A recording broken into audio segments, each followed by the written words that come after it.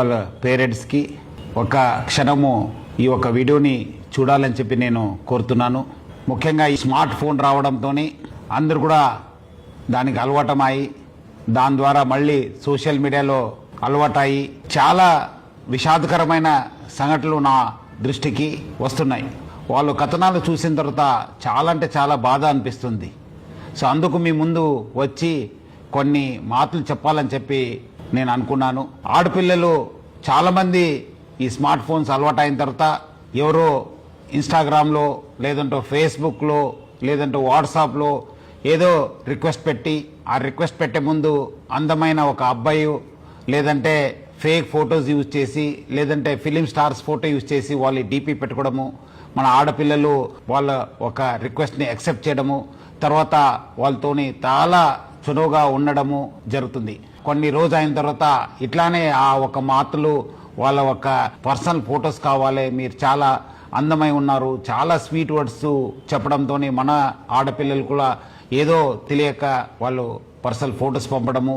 ఈ personal photos పంపించిన తర్వాత దాన్ని ఆనే అబ్బాయి చేతిలో పెట్టుకొని ఒక రాక్షసుడిగా తయారవుతున్నారు.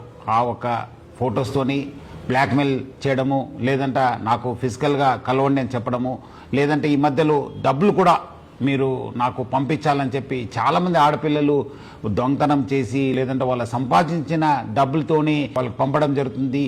అంతా అయిపోయిన తర్వాత పేరెంట్స్కి చెప్పక ఎవరు కూడా చెప్పక చాలామంది బాధపడుతున్నారు. చాలామంది వాళ్ళ ప్రాణాలను కూడా పోగొట్టుకుంటున్నారు.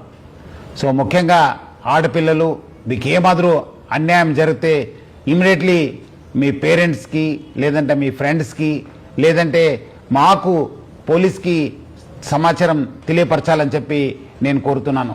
పేరెంట్స్ కూడా చాలా జాగ్రత్తగా ఉండి వాళ్ళు ఆడపిల్లలతోని సమయం కేటాయించాలి. వాళ్ళు ఏం చేస్తున్నారు, ఎక్కడ చేస్తున్నారు, వాళ్ళు ఎవరి దగ్గర వెళ్తున్నారు అనే పైన కూడా నిఘా పెట్టాల్సిన అవసరం ఎంతో ఉంది. ఇట్లాంటి సంఘటనలు మీ దృష్టికి వస్తే మీరు ఇమీడియట్లీ డయల్ 100కి ఫోన్ చేయాలని చెప్పి కోరుతున్నాను. మీకు ఎక్కడాదర అన్యాయం జరిగితే మీ వెంట ఎప్పుడు కూడా తెలంగాణ పోలీసు, మీ వెంట హైదరాబాద్ సిటీ పోలీసు ఎప్పుడు కూడా ఉంటుంది. చాలా మంది అబ్బాయిలు అనుకుంటారు మనము సోషల్ మీడియా వాడుతున్నాను, మనం ఫేక్ డీపీ వాడుతున్నాను, ఫేక్ నంబర్ వాడుతున్నాను, VPN వాడుతున్నాను అని చెప్పి చాలా మంది అబ్బాయిలు అనుకోవచ్చు. కానీ వాళ్ళు ఎక్కడున్నా